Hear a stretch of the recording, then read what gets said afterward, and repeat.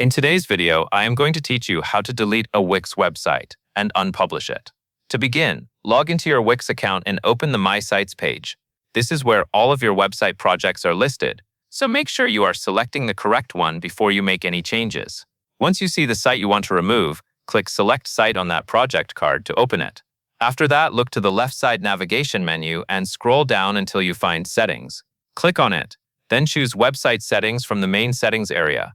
This section contains the controls for your site status, including whether the site is currently live on the internet. At the top of the website settings panel, click Unpublish. Wix will show a confirmation pop-up to make sure you want to take the site offline. Click Unpublish again in that window.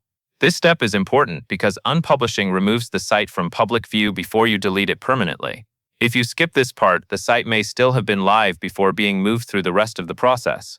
Once the site has been unpublished, click the Wix logo in the top left corner to go back to your My Sites page. From there, find the same site again and click the three-dot Site Actions icon on the site thumbnail. A menu will open with more options. Select Move to Trash, then click the blue Move to Trash button in the confirmation pop-up. At this point, the website is not yet permanently deleted. It has only been moved to the trash, which gives you a final chance to review before removing it completely. To continue, click the Trash tab near the top of the My Sites dashboard. This will open the folder where recently removed sites are stored. Find your site in the trash list, then click the three-dot options icon next to that site. From the menu, select Remove Site.